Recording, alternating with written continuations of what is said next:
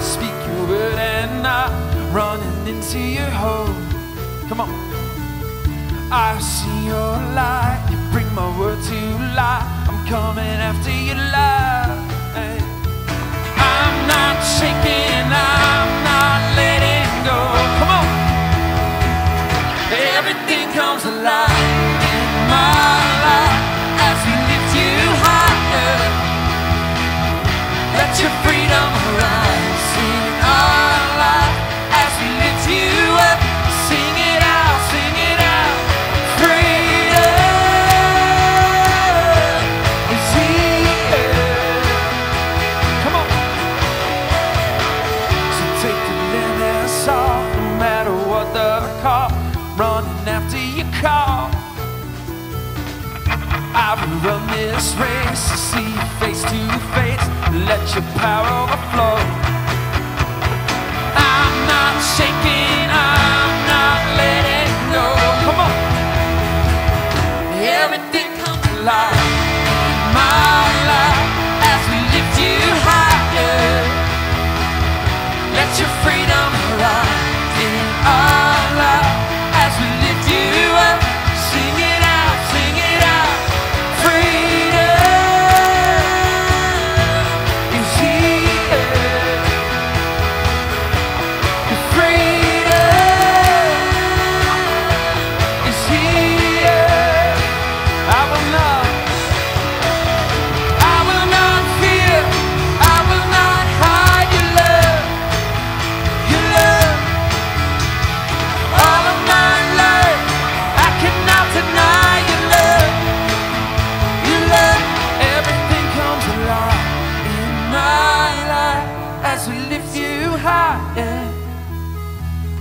Everything comes alive in our life as we lift you up.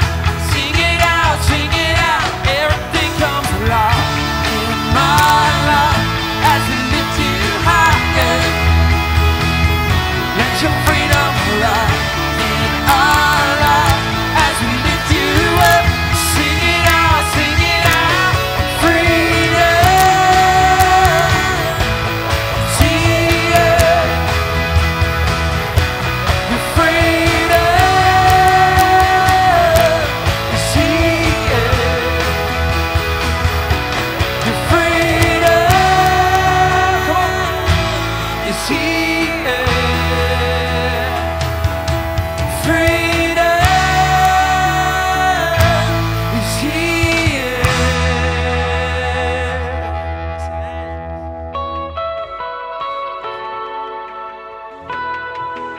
His freedom is here. Come on.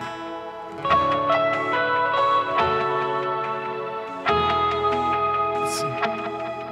You came from heaven's throne,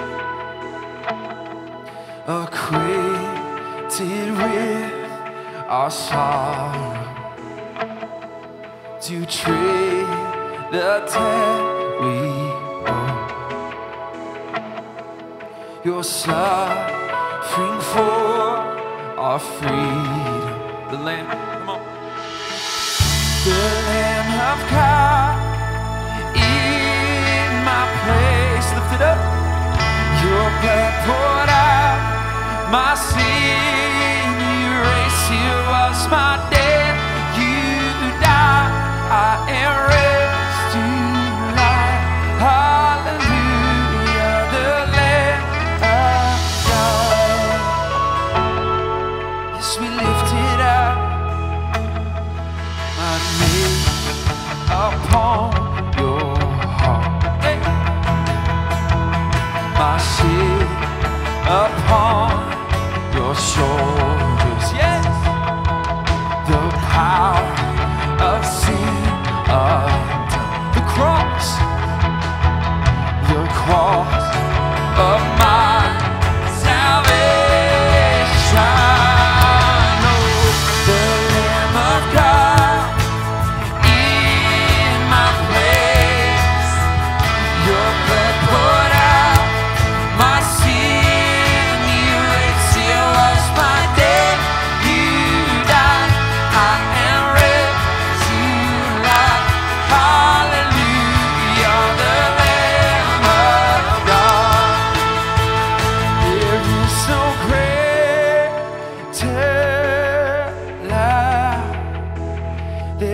is no greater love. Come on. The Savior lifted up. There is no greater love. We sing it. There is no greater love. There is no greater love. The Savior lifted up. There is no greater love. The Lamb of God in my place. Your blood poured out, my sin erased. It was my death. You died. I am raised to life. Hallelujah, the Lamb of God. The Lamb of God in my place. Your blood poured out, my sin erased. It was my death. You died. I am raised to life. Hallelujah, the Lamb of God. Yes, we thank you, Lord. We sing the words that there is no greater love. We believe in the story that in Ephesians says, in him we have redemption through his blood, the forgiveness of our trespasses according to the riches of his grace. When I hear the word riches, I think of abundance. I think of a lot. I think of plenty, overflowing. And that's the amount that grace that God has for us. And the spilled blood on the cross. There was no greater love. The Savior lifted up. There's no greater love than that. We're going to continue to worship. We're going to say phrases that say that we already know that God, that you're somebody that we can trust. And my guess is you probably believe that a little bit. I know I do, but when times get tough, it's hard to say, God, I trust you 100% everything, every moment, every arena of my life. So let's sing it, but don't just let it be words that we're saying. Actually, begin to filter it into your heart, into your hands, and into your feet. But God, we trust you with everything we have. Let's keep worshiping.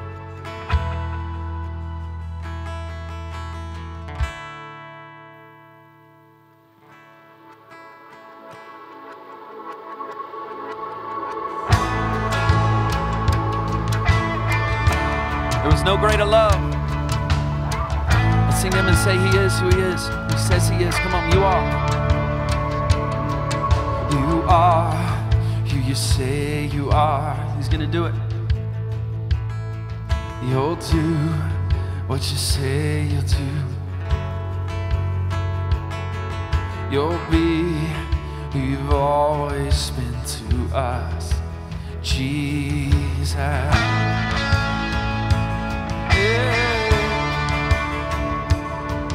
Our hope is in you alone, in our strength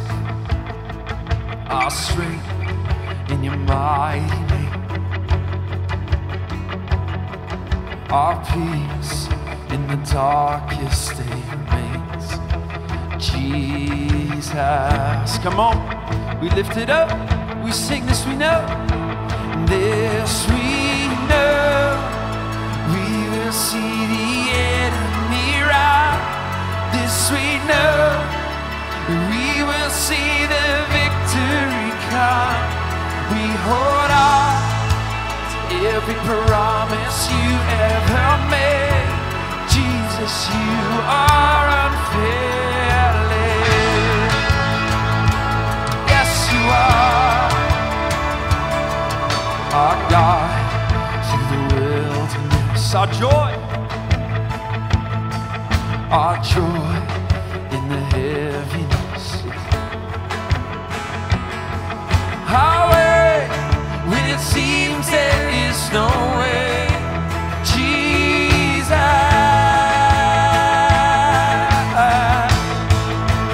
This we know,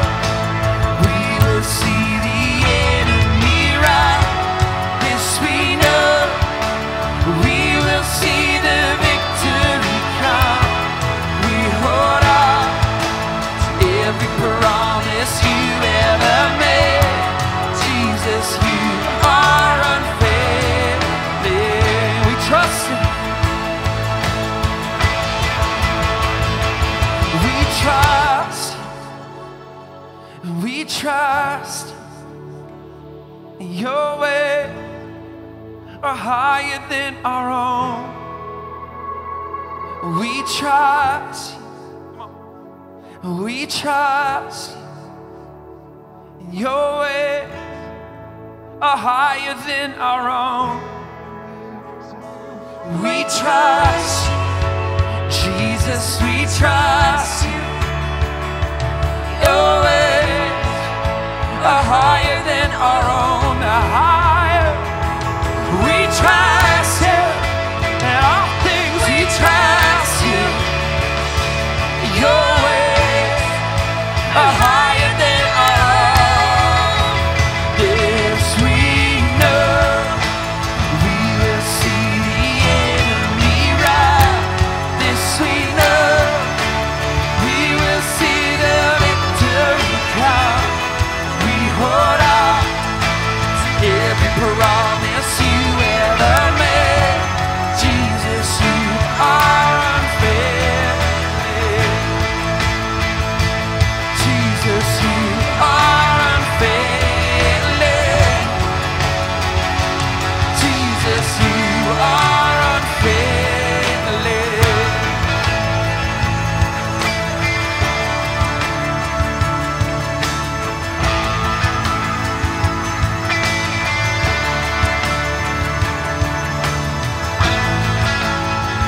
We trust you, God. Trust you. We trust you.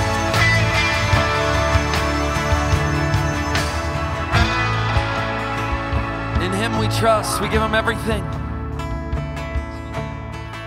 I want to draw your attention to the smallest piece of paper on your chair when you walked in. It's our Connect card, and this is something we use every single week to interact with what Pastor Ben is going to be talking about. We do it for two primary reasons. The first one is we want to pray for you. We want to pray with you. And the only way we can do that is we have your name and your email there where we can contact you and lift you up in prayer.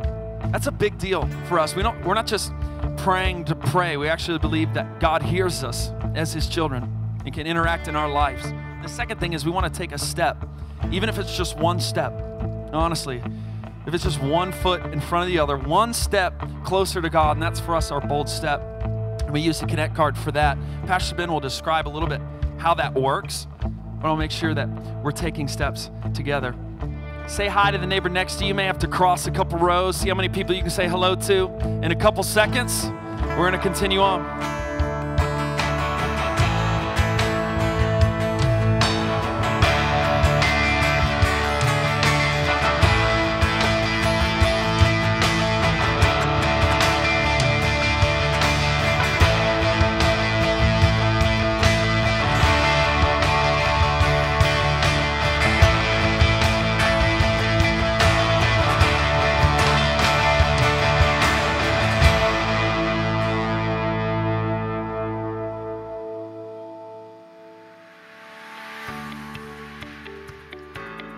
Morning, Four Corners. My name's Will. Thanks so much for being here today. I want to draw your attention to 3 things that are coming up in the life of our church that I believe you can be a part of, that you can get connected to and with, and they are on your message notes. Grab them out. They were on your chair, and they look like this. The first one is the 4C Men's Bonfire. Men in the room, it's on October 28th. We're going to have a huge fire, a lot of food, even going to have mini bikes. I'm telling you, I am so excited for this event. Please, please, please do not miss it. Hop on the website to sign up. The second thing is November 1st, Wednesday evening. We're going to gather together as a church family for the 4C Worship Night. It's my privilege to bring the very best we can bring to God that night, but also in corporate worship. You do not want to miss it. The last thing is the what if tables. If you are a woman in our church, imagine what it would look like if you and your friends in this community gathered for 2 hours, shared a meal, and talked about 4 important questions over dinner. You do not want to miss it. You can also sign up for this online. Check out our core values.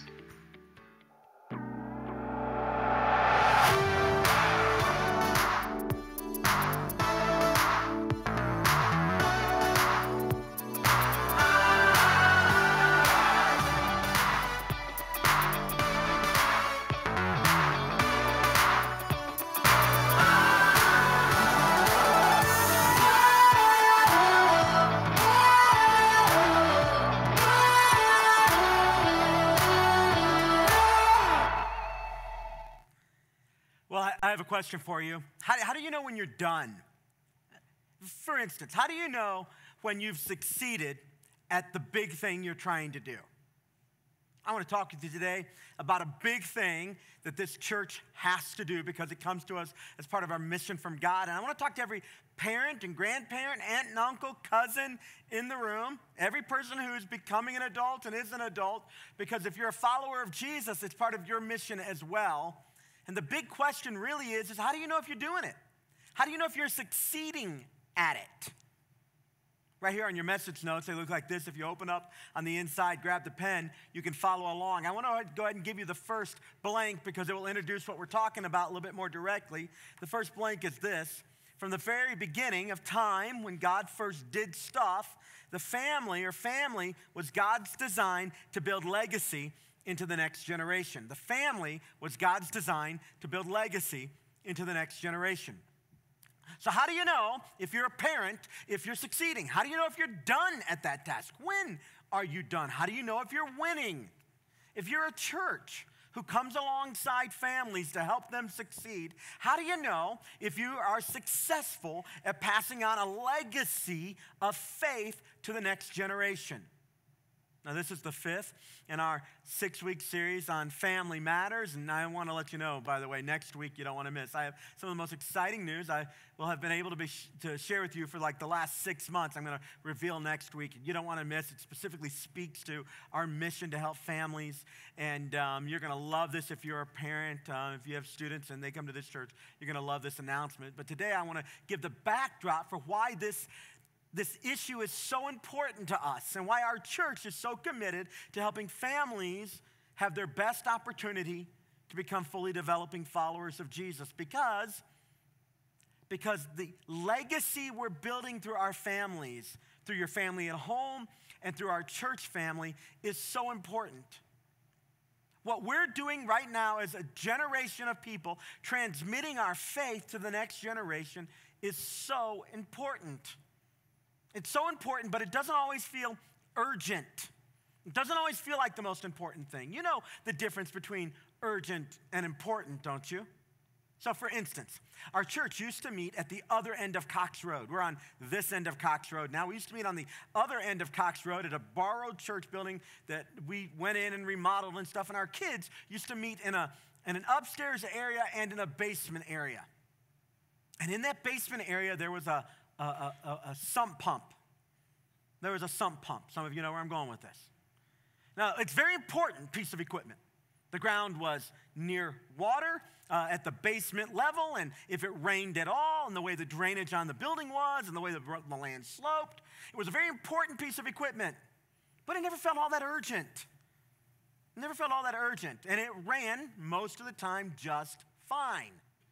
Until one Christmas Eve service, which happens, if you don't know, to be the biggest day of the year around here, right? That's coming up, by the way. Christmas Eve, December 23rd, mark it on your calendar. You want to be here. Biggest day of the year, very important piece of equipment, and it shut down. It was raining that day, and it began to flood into the basement on our biggest day of the year, and it was ice cold, and it was, so what was now always very important also became very urgent. And so the important thing became urgent and got our immediate attention. Now, it was just as important, but it was the urgency that reminded us of how important it was. And it was right after that we made a decision we could have made months before, and we went ahead and put a battery backup right there on that sump pump and made sure that it would work through whatever storm came our way. And so both the urgent and the important got our attention. Now, the subject we're talking about right now sometimes doesn't feel all that important. On occasion, it does feel a little urgent. It feels a little urgent when maybe your child that you're hoping has a robust and engaging faith seems to be making decisions counter to the kinds of decisions people of faith make. All of a sudden, this thing that you knew was important all along takes on incredible urgency, and you're ready to think about and engage that issue. Sometimes in our families, if our marriages are going through something, that issue in our marriage feels, we know it's important, but it also feels very urgent to us. But it didn't feel as urgent until we're aware that we're now at this juncture where the little thing has now become a big thing. You know what this is like. You've got those examples in your life where things are important, but sometimes they don't get the urgent attention they deserve because what's urgent gets the attention, not what's important. Today, what we're doing is we're hitting the pause button for just a moment. We're hitting the pause button, and we're going to have a conversation for the next few minutes about a very important topic that sometimes doesn't feel so urgent, but it is. It is, and I want to turn up the temperature a little bit on this value that flows through the life of this place. It's a big deal for us to say that we invest in families, and part of our mission as a church is to make sure that the next generation coming after us, to the best of our ability, knowing that it's ultimately on God, but God tells us he uses us to do it, to the best of our ability, we're going to help people, our kids, our grandkids, our neighbors, our nieces and nephews, the adults in our room who aren't, into their 30s and 40s or whatever. We're going to help them have, to the best of our ability, a vibrant and robust faith. Now today, it's especially an important conversation for us because right after this service, meeting over in our adult space, there are 5 young, beautiful kids. In fact, I have a picture of them. You guys want to show that up here. There are 5 awesome kids who are going to be dedicated today, and their families and many of their guests are with us in the room right now. And these wonderful, awesome kids are gifts to these families, but they're gifts to our church. And our church is unique in North Cincinnati in this regard. We have a lot of young families. We don't only have families. We don't only have young families. We just have to have a lot of young families. And it's an important part of what we do because we believe that God gave us a unique responsibility to help families succeed spiritually. And those 5 kids, one more time if you don't mind. Those 5 kids right there, these are an example of who it is we're reaching.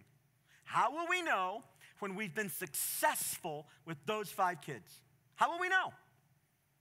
And when do we ever hit the pause button long enough to ask some very important questions? Because right now, that doesn't feel very urgent. Right now, it feels like, at least with a few of them, we got, 15, 16, 17, 18 years before we're even really going to know if it's going to make a difference, what we're doing. This is the age-old question. How does the current generation set up the next generation to succeed on the important things of life that they need to succeed on? And we don't get to be neutral on this. Churches don't get to be neutral. It's been said, and I agree, that Christianity is never more than 1 generation away from extinction. If we don't do our jobs, the stakes are high. But because it doesn't feel urgent, sometimes it doesn't get the attention it deserves. Today, that changes. Next week, I'll walk into some of the practicals and how practically you can make a difference for your adult kids who maybe aren't as engaged in faith. How you can make a difference with your young kids who maybe you still have a long time for. I'm going to give you some of the practical tools next week. But today, I want us to just turn up the temperature on how important. And I want us to go to 2 primary passages today. The first one is an Old Testament passage, 1 Chronicles chapter 12. 1 Chronicles chapter 12. This is a snapshot in the life of the nation of Israel. This is not our history. This is their history.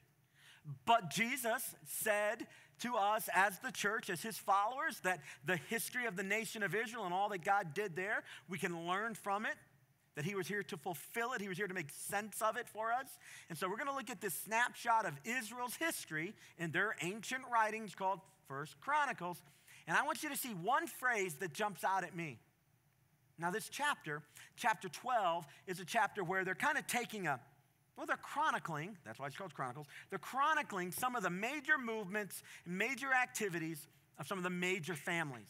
If you don't know, the nation of Israel in our Old Testament, what we call the Old Testament, began with one man whose name was Jacob. God changed his name to Israel. He had children, they had children. They grew into a vast nation. And that nation's story is contained for us in the Old Testament. It's very important because Jesus is going to come from that nation.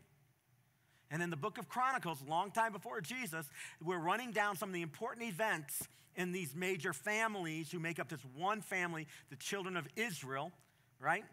We're looking at this particular family group called the sons of Issachar. Issachar was one of the grandkids of the patriarch, great-grandkids of the patriarch Abraham.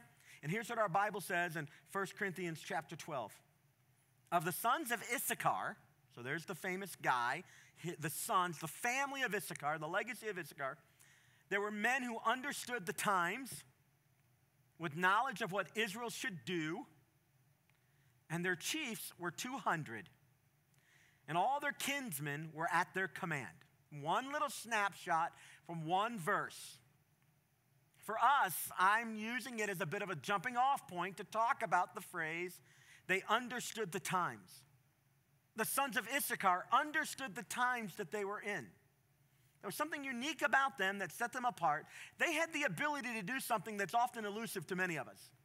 They understood how important the times were right now. They could see them clearly, and they were able to deduce what should be done in light of what they observed around them. They understood the times. They looked at the world around them, they understood it, and they said, we can make these decisions given these realities. And then it says there were like 200 major leaders in this clan, and they were all together doing this thing, making timely and wise decisions. That's not a bad legacy statement. I mean, wouldn't it be cool if somebody said of you, he or she was able to see what was going on around her, made some decisions about what was important at the time, and then set out to accomplish the task in front of them. Not bad. They were able to understand the time. Now, our staff around here, we do a lot of leadership development and training, and one of the questions we're asking ourselves right now is, what's important right now? That's a pretty clarifying question. If you're like a little lost in your job, sit down with your manager one day and say, hey, what's important right now? So I know the bigger thing, and I know all the things, but what is at the top of your list right now? Because what's at the top of your list, manager, I want to be at the top of my list. What's important right now? The sons of Issachar, they did that. They just had the ability. Now, what's in front of our church right now is, and it has been since the day we began, is we have a unique place in North Cincinnati. God has blessed us for the size church we are with a large number of families who come to this place, become a part of us. We have an opportunity to invest in them for however long God has them here. And in a world where there's so much transience, we've seen people stay with us for over a decade, and that's unheard of in church world anymore. 2 to 3 years is kind of the norm for folks as they bounce around. And so we're really, really excited about this, and so much so that we got clarity in our mission that we're really here to help families succeed spiritually. So that means we're going to spend a lot of time on marriages. We're going to help single people have healthy relationships. We're going to have grandparents understand the impact of their legacy that they can make. We're going to take aunts and uncles. We're going to take people who don't have children at all and help them understand that part of their legacy as a Christian, as a member of God's church, is to make a difference in the next generation. Even if they are not biologically related, they are spiritually part of the family. And the good news is we get to talk about this today, not because our value and our success is so low, but we're actually doing very well. There's never been a healthier time in children's ministry since the beginning of our church than right now. The number of volunteers, their health, their structure, their communication. Now, I will tell you, children's ministry is always uphill. There are people who are wired like me, and your approach to child care is a chair and duct tape. And I've got to tell you, that doesn't work in kids ministry. Never tried it. I feel like I'd get arrested if I tried that. But so it's always uphill. But we're doing a great job, and it's because we have a handful of people who have said they know that part of their legacy and what God has called them to do, and part of what their faith journey looks like, is investing down into a generation to help that generation see and understand the things of God. Now, for a few minutes, I want to just put that phrase, they understood the time, in your mind. And I want to talk about a unique time in our world right now, at least in the industrialized world, in Cincinnati and beyond, in England and in the USA and Australia, Italy. Industrialized places, the things I want to describe for the next few minutes aren't explicitly biblical, but they give us a snapshot into the world that we live in. And they're going to help us understand the times we're in a little bit. This is the first time in recent history, in modern history, that there have been 6 distinct generations alive at once. That's in part because people are living longer. And people are living longer and people are still having babies. And so there's a lot happening. And in your message notes, I've got the kind of current generations right there in front of you, starting with the most previous 5, all right? So going back, just as a way of looking at the generations in front of us, I want you to pay attention to number 1 there, what they call the silent generation. Born and lived through the Great Depression and through the onslaught of the Second World War. And my dad was a part of this generation. And folks who study this sort of thing, sociologists and marketers, primarily this is often driven by a marketing interest, they call this generation the silent generation because they were just glad to have existed. They're also called the greatest generation, if you're familiar with that term. And I've actually heard my dad say this phrase that has been captured to describe them: just be glad you have a job. Like they were just glad to have survived the war and the Depression. Now, much of what I'm drawing from right now comes from a gentleman whose name is Tim Elmore. Tim is a Christian. He works with churches. He works with businesses who have a marketing interest. They want to understand generation so they can craft their advertising to speak to your generation. And they know that the next generation is going to have new money, new markets. And so they're trying very seriously to understand the times. He works with about 6 major league baseball teams right now, helping understand the distinctives of the new talent rising up through the ranks, how they're different than the older talent because it's a very different animal. But I found his book, The IY Generation, or Generation IY, if you want to Google that or Amazon that, Generation IY, to be very insightful and speak specifically to our mission as a church. And these are the terms he comes up with. He says, after the silent generation, there's the baby boomer generation. These are the folks who begin around 1946, or approximately 9 months right after the close of World War II. You can see how the physics of that makes sense. And these folks had come at the end of the war. There was a lot of prosperity happening, and they have been identified to some degree as the me generation. And so the phrase, you owe me, like I'm going to get my piece and I'm going to have my thing, becomes very important. And a lot of people did a lot of earth changing and culture changing who were part of this generation. It was pretty incredible impact they left. 76 million babies born in this time just in the United States. It's a big group of people, and a lot of people who helped start this church were a part of this generation. After them comes what's called the Generation X. This group is also called the Baby Busters. They kick in about 1965, right at the end of the baby boomer time, corresponding with the arrival of birth control. There was an immediate, with the arrival of birth control and Roe v. Wade, there was an immediate decline in the number of births. And so the baby busters come up on the scene, or Generation X, and their whole thing, because many of them had some dysfunction in their family of origin, their whole thing was relate to me, like connect with me. This is my generation. I'm in the middle of the Gen X movement, all right? And so the idea is here, relate to me, connect with me. Community is a big deal here. And there's a lot of adults in our room who come, as I do, from Generation X.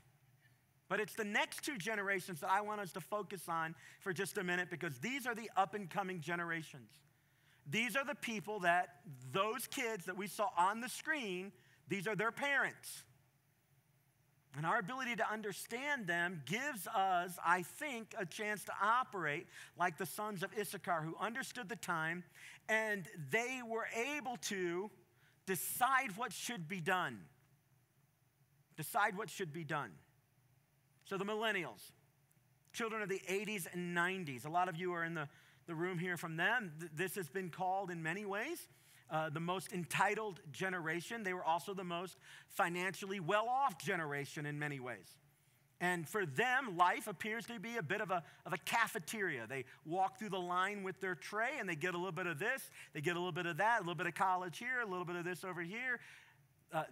The statistics on their social movements are fascinating. If you have kids in this age group, I encourage you, get the Generation IY book, take a look at them. You're going to see them and their friends in a whole new light. They do that smorgasbord thing, cafeteria thing. They do that with their religion too. A little bit of Buddha, a little bit of Jesus, a little bit of yoga, a little bit of Oprah, whatever we can do. Bring it all together. Yeah. And bring it in. It's just, a little bit of this, and they're not really committed to anything because they just want the most they can get, and diversity of experience is a big, high value for them. And the other generation that makes up a lot of people in our church is the Homelander generation. This name, by the way, comes right near, their entry to the scene comes right at the same time as the beginning of the Homeland Security Office for the United States. Since their birth, we've had 9/11. We've had 21,000 terrorists attack around the globe in their lifetime. They've never known a time when there wasn't some of that happening. They can't. This is a group who no longer thinks about screen time, which is what millennials talk about. This is a group who will interact with 7 to 10 screens a week. They've never not had a screen in their hands. They don't know what it's like to not be connected beyond themselves. And the world they look at is a bit scary, and the language for them just is a very simplistic approach to putting them all into one bucket, which is always unsafe to do, but here we are, is I'm coping and I'm hoping. I mean, they're not quite jaded, but they're certainly reserved and cautious. And there are 5 big realities that these current generations of millennials and Homelanders deal with that is very different than the bulk of the adults in this room, unless you are in those generations. Now, I want to walk you through them, but I want to tell you why we have to do this as a church. We have to do this as a church, not so that we can be prolific at fulfilling our mission as if our mission is this neutral thing. Not so that we can be effective at growing a church or being relevant. I get concerned sometimes when churches are so relevant that if they're not careful, they kind of relevant Jesus right out. It's a little concern I have as a pastor. So that's not about being relevant. It's about being scripturally faithful to our mission as a church. And so in Psalm chapter 78, and by the way, this is your mission as a parent too. And I would encourage you to understand it as a grandparent, as an aunt and uncle, even if it's not biological, as a spiritual influencer of the younger generation. Psalm 78, the psalmist writes, "We will not hide them from their descendants." That sentence feels odd if I don't give you context. This is a great passage, this whole chapter for parents to read. Talking about the impact on fathers, on their sons, and just so much of the way that people can relate and make an impact on other people. And so earlier before our verse here, he's just talking about the impact that can be made. And he's like, we're not going to hide the impact from people. But it's our next sentence that gives me the driving force to have this conversation with you today.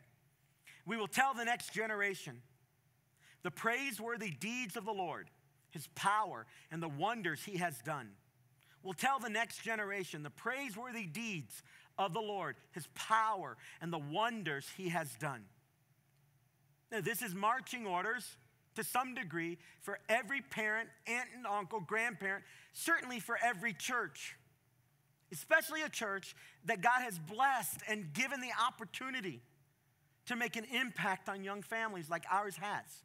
Been given that opportunity from God. It's a gift. Do you understand that all around America, churches are aging out? They're graying prematurely, and every year that passes, the average age in the congregation grows 1 year. In other words, there's no younger people coming in. It's happening all over the country. There are a lot of reasons for that. And there are a lot of explanations for that. Here's one that I don't think is sufficient. You can't say, for instance, as some people do, I've heard this, that younger generation, they're so difficult, and they're so immature, and they're so, you can fill in the blank, whatever. They're so that, but when they finally, grow up, when they understand what we understand, then they'll get the importance of church. That's an approach you can take. You can do that. But the truth is that every generation that comes along, the preceding generations have always been unfavorable to them. Always.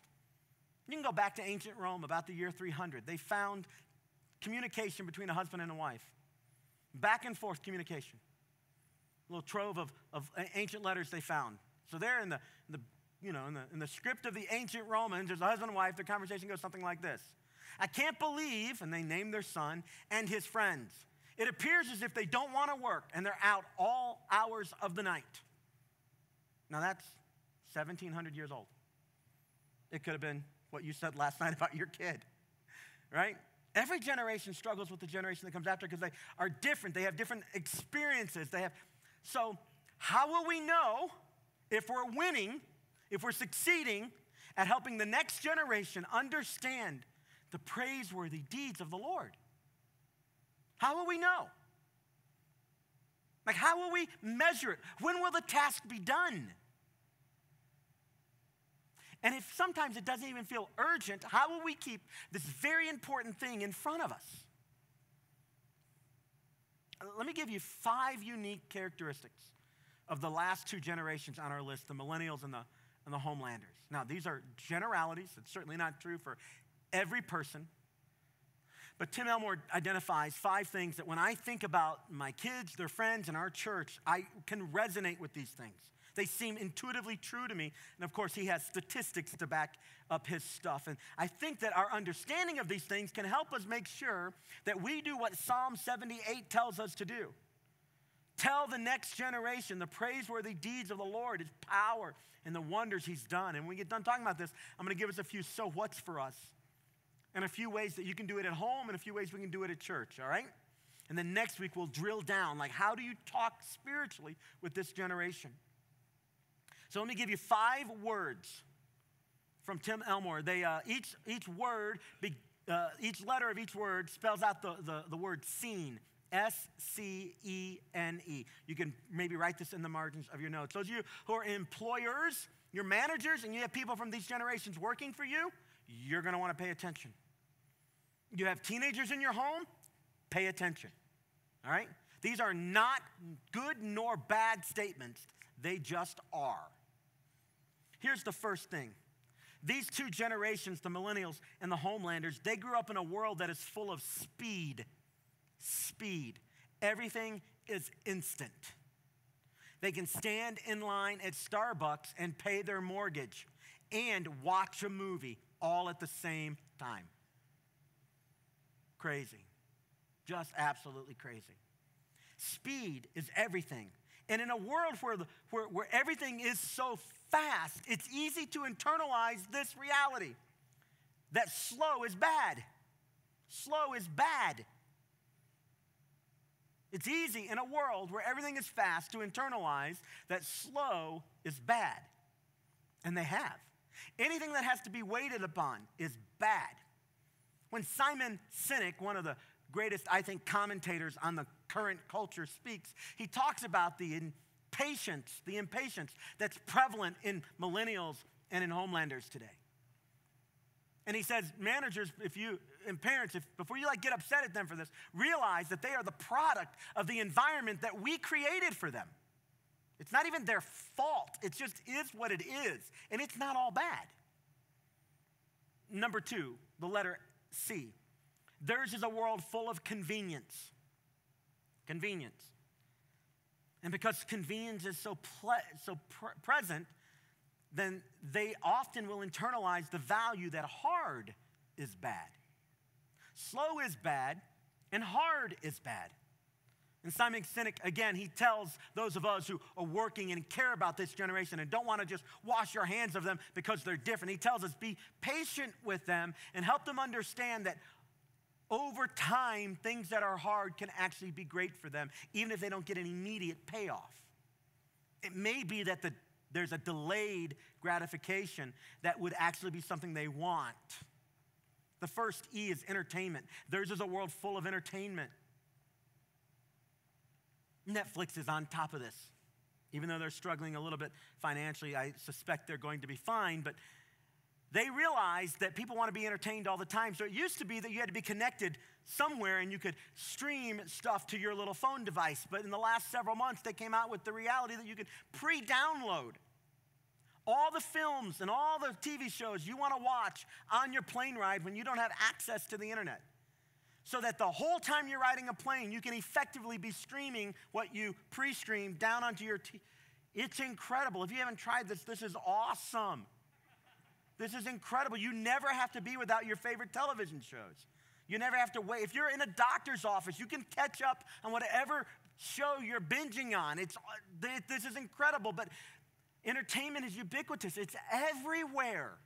And if that's true, then more than perhaps at any other generation, boring is bad. And attention spans are declining. This is neutral, friends. This is just the reality. We bring value to this. This is just descriptive. Number 4. They have been in a world full of nurture. This is the generation of safety and nurturing. This is the generation of car seats. Those of you who are older like me, when you were a kid, there were no car seats, were there? That's probably not a good thing, but I remember going on family vacation. I'd grab a pillow, and I would lay in the back window of my dad's Chevy Caprice as we traveled between Chicago and West Virginia. We had 4 kids and 2 parents. It was the only place there was room. There were no car seats. This is the generation of car seats and helmets while you ride bicycles, and I suspect helmets soon while you're eating dinner, just so you don't hit yourself with a fork or something. But nurture is everywhere, and safety, and as a result of this, then risk is bad. Risk is bad. Don't put yourself out there too far. Worry about the network you have, even as you take your steps.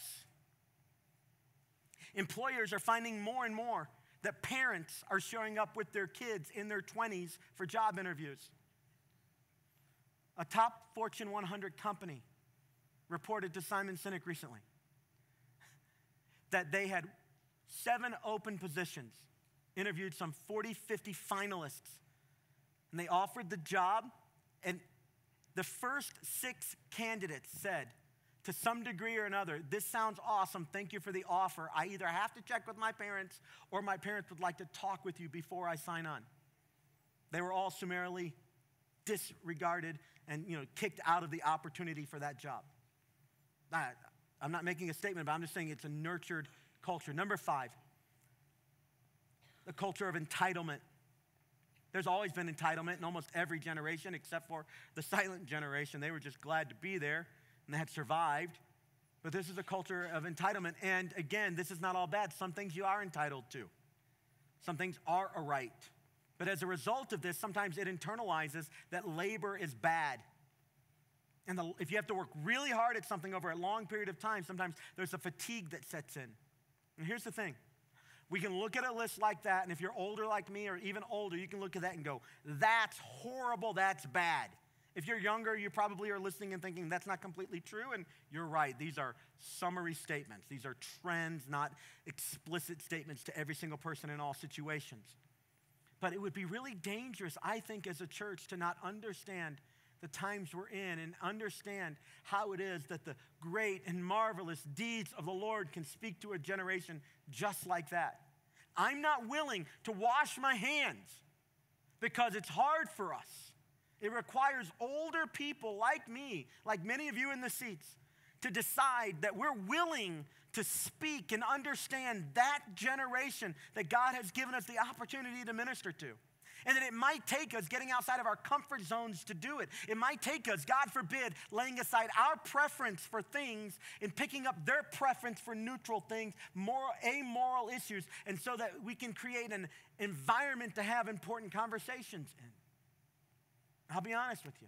I can't stand the music of this generation. I'm old school. If it's not 80s and big hair, it ain't godly. That's the way I feel. God's not in it. But, there's only so much bandwidth for that in our car rides. There's other music that has to get played. And I can fight that all the time, and I often do, by the way. I'm really glad Christmas is coming up because we're going to turn to all Christmas all the time. And as I say that, my daughter just cringed in her seat. She can't stand that stuff. And so what do? Do I force my will, or do we give in to a few things in order to have other conversations? Let me give you a handful of statements, and then let's talk about a couple of very important passages that speak to all this. Here's a few things that have gripped my heart. These next generations, they don't need a better standard of living. It used to be that you knew you were succeeding when you could get your kids just a little bit better than what you had. It's going to be really hard for a lot of us to do that. So if that's the standard of living, or if that's the standard of success, a lot of us are not going to meet it. But I'm not even sure that's the right thing anyway. I mean, it's true that if a person doesn't have basic shelter and food, they're not thinking about the deep things of life and the call on their life. They're not. I got it. But for most people, they don't need a better standard of living. The next generation needs a standard for living. It's around purpose and meaning. What are you here for? What can get done with your life? What difference can a single life make?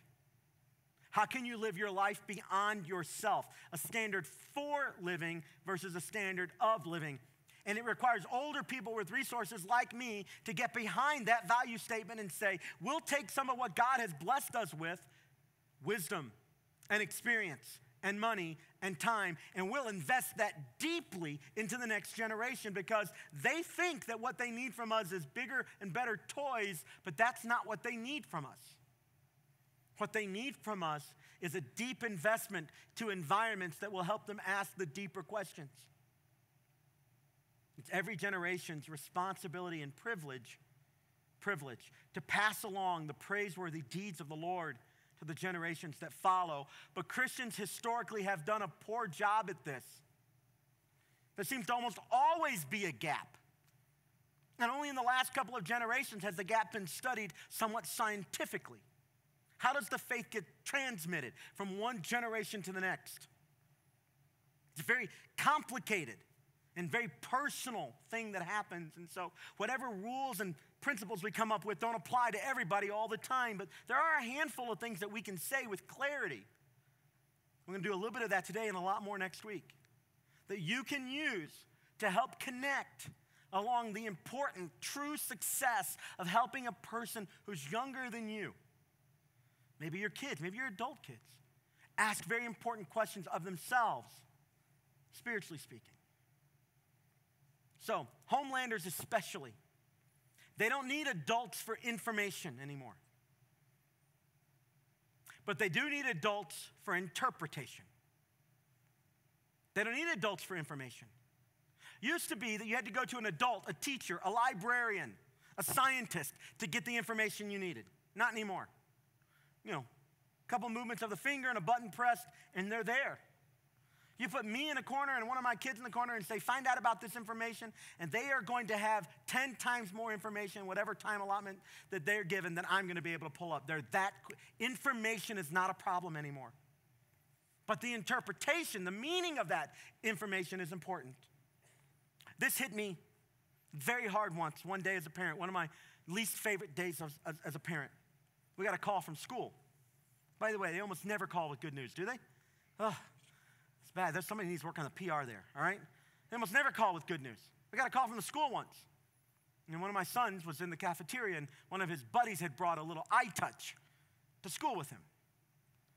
And somewhere along the line, this little buddy of his that he ate lunch with every day on his little iTouch video screen had downloaded hardcore pornography. And the call we got was, Mr. and Mrs. Hodges, today at lunch, there were a bunch of boys huddled together, and one of the young men, not your son, thank God, had brought a little iTouch to school with him. And all the boys were gathered around watching very hardcore pornography. And then the teacher explained just enough for us to know that she knew the definition of hardcore pornography. And my first thought was, who was that kid? Tell me, because I'm going to kill him. There's going to be one less kid at that school. Because for years, my wife and I have been very careful to create a boundary. And here all of a sudden, information comes like a train, like a freight train, into our home, and we had nothing to do with it. Couldn't stop it. So what do? Curse the dark? No, now we begin to interpret it. We sit down, we have conversations. Like, you saw that activity. That's what it is. Let me tell you what it means. We were able to have conversations about it. It was awkward as all get out. And my son was way too young for this conversation. Way too young. But it's information. My job is to bring interpretation.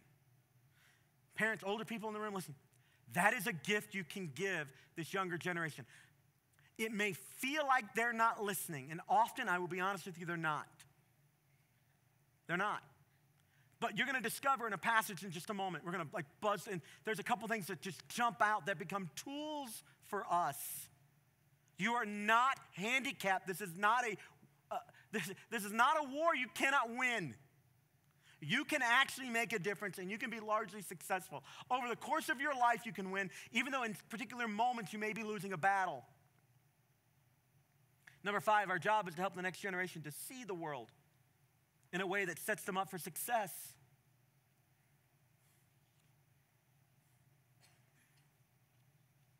Yeah, they have plenty of content. They often don't have context. What is the context for healthy sexuality? Oh, they know all about sexuality. I don't know, parents in the room, when's the last time you tried to tell your 10 to 12-year-old about the birds and the bees?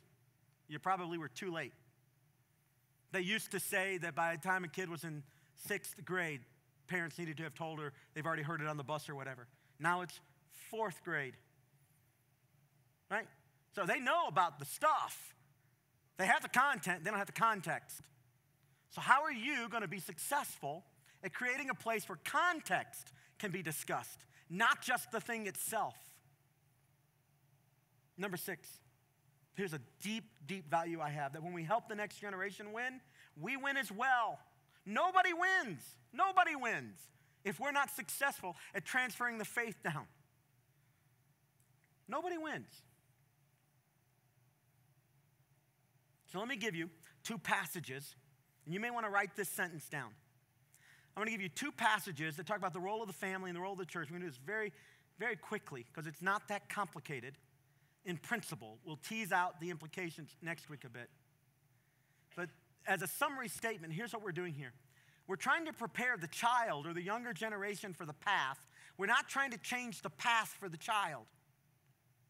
We're trying to prepare the child for the path, not the path for the child. It's a different approach. For years, we've tried to make the path safe, take away the pain, get rid of the pitfalls. Some of that's necessary as parents, especially when kids are very young. But it's a short end game. The long game is prepare your child for the path that life is going to take them on, a path you cannot actually control, a path they can't fully control. So how do you do that? Let's talk about the role of the family. Deuteronomy 6, again, a snapshot from ancient Israel. Not our history, it's Israel's history. But because of Jesus, we can commandeer some of the values of this stuff into our life as followers of Jesus. Deuteronomy 6. Listen, O Israel, the Lord is our God, the Lord alone. And you must love the Lord your God with all your heart, with all your soul, with all your strength. And you must commit yourselves wholeheartedly to these commands that I'm giving you today. Repeat them again and again to your children. Talk about them when you're at home and when you're on the road and when you're going to bed and when you're getting up. Tie them to your hands and wear them on your forehead as reminders. Write them on the doorposts of your house and on your gates. Number 1, the Lord is our God, the Lord alone. We have a little statement in our house, and I've used it here at the church very often. There's one God, you're not him. Not a bad beginning point for theology and life. There's a God, you're not him. And so there's authority greater than you. And the fear of the Lord is still a powerful value. That God does wield whatever authority he chooses to exercise at any point in time, and he may do it. Not a bad thing. And this passage says that in a home, in the role of a family, we have to be reminded that the Lord is the head of the family. That's good news for parents. That's something you can help teach, but that's bad news for parents because it's something you have to live. Number 2, you must commit yourselves wholeheartedly to this. Wholeheartedly. To his lordship and to the role that you're going to play in the family. And it's not a part-time job. Every parent of a young couple of kids in this room knows it's not a part-time job. Like even if you work a full-time job, you have another full-time job, right? Did I share this with you already? Somebody asked me once what it was like having 4 kids. Here's what it's like. It's like drowning and then somebody throws you another kid. That's what that's like.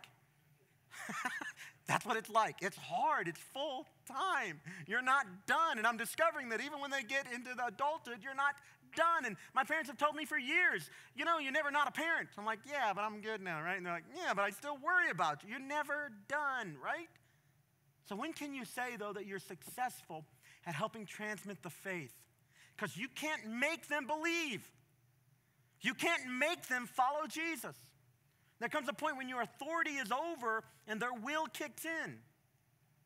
Number 3, one tactic we have is repeat. Repeat again and again and again to your children. I don't want one good student camp for my kids. I want multiple camp experiences for my kids. I don't want one good church service. I want multiple good church services.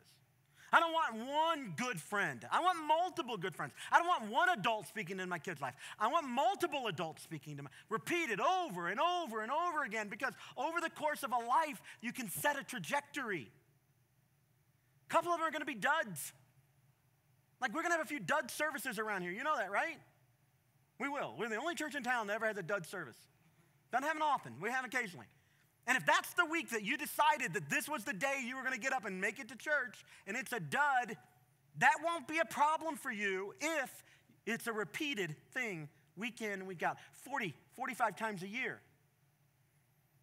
Number 4, tie them to your hands and to your foreheads as reminders. In a small way, you know how you set managers, you know how you set culture in your place of business? The very same way. You repeat, you repeat, you repeat. Vision leaks. Every 3 to 4 weeks, you have to remind people what we're doing. The other way is you set reminders around the room, around their work environment. So, in a small way, you put up scriptures that are specific to where the church is and the season of life that it's in. You'll see more of those over the next couple weeks in the lobby. You visually arrange things. So you can do it visually. You can also, when something bad happens, pull your kids aside and say, remember when we had this conversation? That's what I was talking about.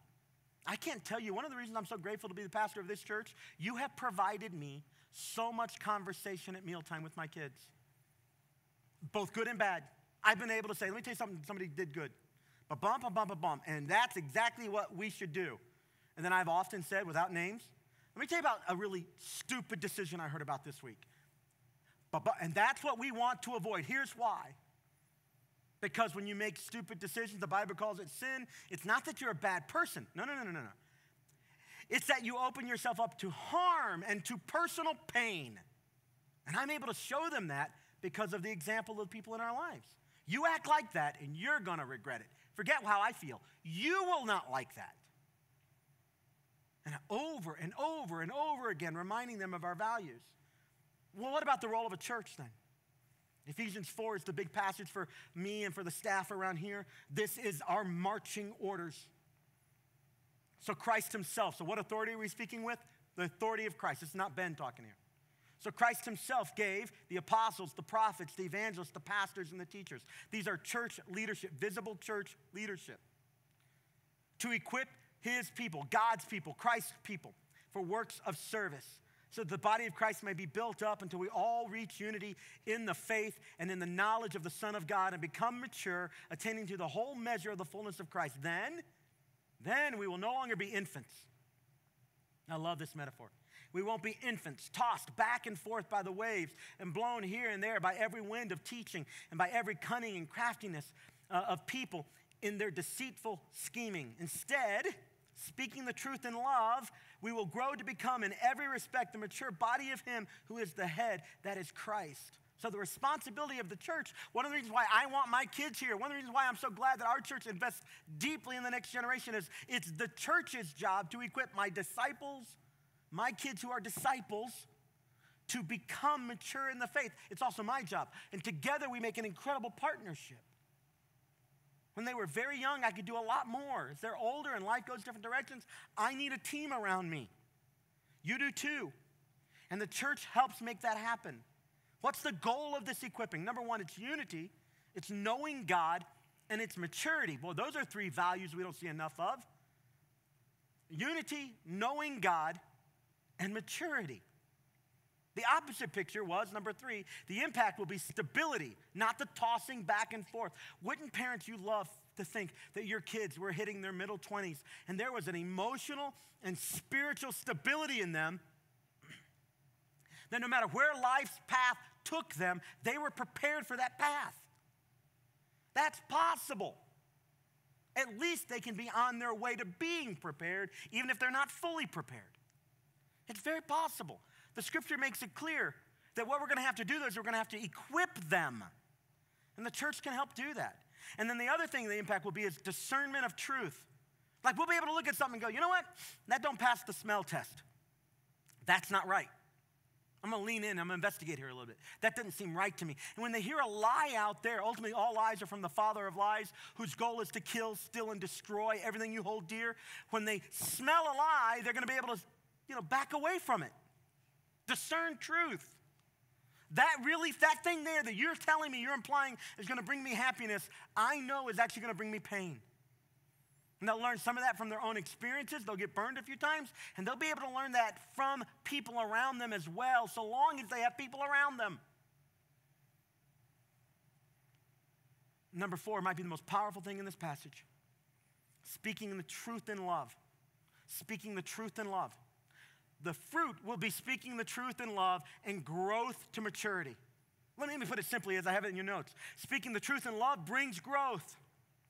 Now, it's not truth, and it's not love. It's speaking the truth in love. And every parent knows the tension here, don't you? I remember one of the most ugly days of my parenting. I've shared a couple of them with you already. Was I was disciplining one of my kids. It was a legitimate reason for him to be disciplined, and he needed discipline. And I'm disciplining him, and I am calm, cool, collected, and on task. And he looks at me and says, I don't love you anymore. Now, I'm going to be honest. That hurt. It shouldn't. It shouldn't. It's a kid, right? But the way they said it and the timing they said it, and it just hurt. And then I remembered, wait a minute. I'm the adult here. I have to remind myself that on occasion sometimes, by the way. I'm the adult here. And I don't expect somebody who's getting corrected to love the correction. But as a parent, my love includes correction. So I'm going to speak the truth. I'm going to do it in love. And I'm not beholding to their response to decide if my thing was in love or not. Parents, you know that, right? Don't let an emotional moment keep you from speaking the truth. And don't speak the truth to such a degree that you leave the love out. Speaking the truth in love is what grows and matures people in God's church and in your family. It's a both and. And part of the challenge in this generation was speed and convenience and the nurture motif. Is that when the lean in happens and the speaking the truth in love happens, it's easy for people to jump out of the environment where the truth is being spoken in love. It's easy. The average span of a person in church these days, a family in church, is 3 to 4 years. 3 to 4 years. The average person stays in one church. They all have great reasons, I'm sure, for leaving. That's radically different than it was 15 years ago. When we started this church, the average person who called this church home and was a faithful attender attended at least 3 times a month. Now it's just under 2 times a month. I'm not stating rights or wrongs. But we have such a transient culture that it's easy to give up speaking the truth in love. But that's the very thing that over time produces maturity and stability and unity and growth in the faith. And churches are a great place for that to happen. And our church, I think, is unique in that. We don't always succeed. We're pretty good at that. Next week, I'm going to share with you some very tangible ways how you can use the scripture in a way to speak the truth in love. Like with your adult kids. I'm going to tell you some pitfalls to avoid that are just emotional landmines. And we're not going to be concerned so much about being right or wrong, although we will be right. What we're going to be concerned about is making a difference. We're not going to try to make a point. We're going to try to make a difference. We're going to use the truth of God's word spoken in love to do that. And over time, it will make a difference for you. Now, let me say this to you if you're over 35 in the room. Do you know whose job it is to make a difference in the next generation? Whether it's your kids or not, it is yours. It's mine. We don't get to be neutral on this. And it might imply that from time to time, we'll have to put aside our own preferences. You might have to listen to music you don't like on occasion. It might have a slightly different beat. It might focus on an instrument you don't care for. I have to go on vacation to places I don't particularly enjoy. Think about how complaining that sense. I have to go on vacation to places I don't enjoy for the sake of my kids. That's about how, honestly, that's about how disconnected I have to make adjustments at church and give up my preference for the sake of people we're trying to reach. Can I be honest with you? I don't particularly love Disney World when it's crowded. But I go. I give Walt Disney so much money. Oh my gosh. $10 cotton candies. Oh, it's ungodly. I don't want to be there. You know why I go? My kids like it. Right? And I do the same thing at church. You'll do the same thing for your kids. But if those of us who are older don't pick up the responsibility, it won't happen the way it's supposed to happen. God wants to use us. And the good news is, friends, He is. He is. We don't have to, we don't have to turn the ship around here. We just have to throw more coal on the furnace. Like, we're moving. It's happening. We got more work to do. We're not done. But it's happening, and you can feel good about your kids and your grandkids and your neighbors' kids coming here. When I stand this afternoon and put my hands on these 5 kids and pray for them, I feel good about the team that has gathered staff and volunteers to invest in these families. It's awesome. It's awesome. And we will be able to teach them to praise the great and mighty deeds of the Lord in their generation. That's my hope. Next week we'll talk about how. Why don't you grab out your Connect cards and let's take a step or two together.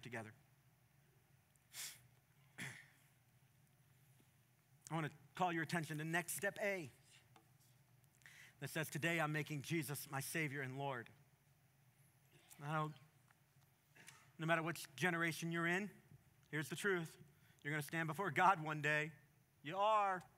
I know it doesn't sound pleasant, depending on your perspective perhaps, but you will, every one of us.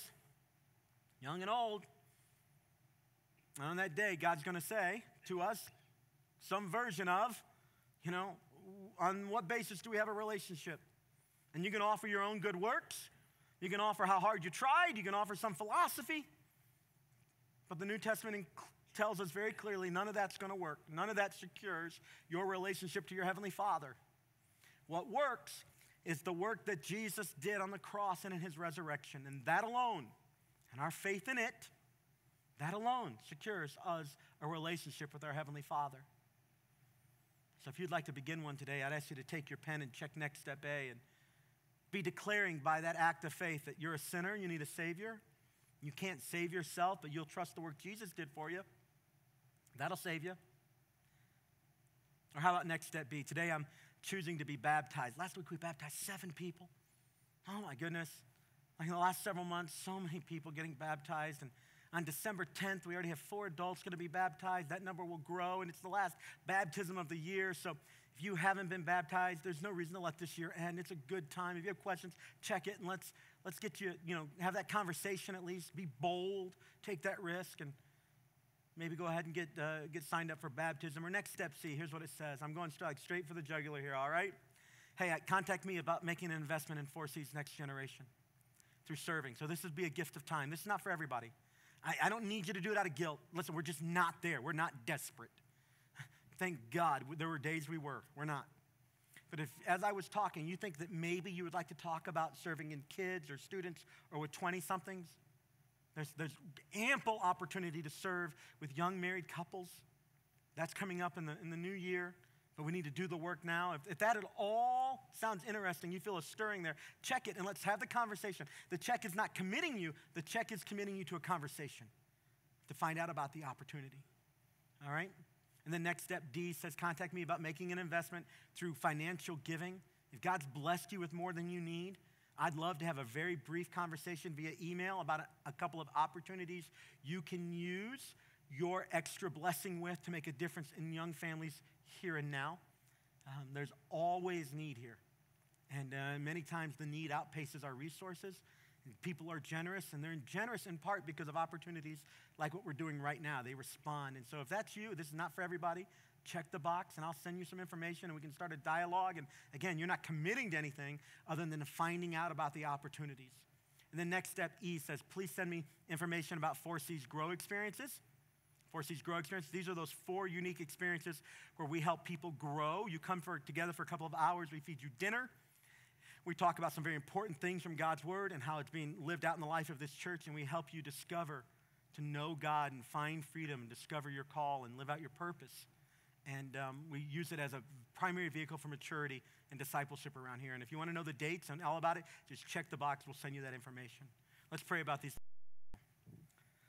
Father, I want to thank you that there was a generation before me that thought that me and my peers were important enough that they gave their time, they gave their money, they gave their prayers, their hearts, and their presence into our lives. And it did make a difference.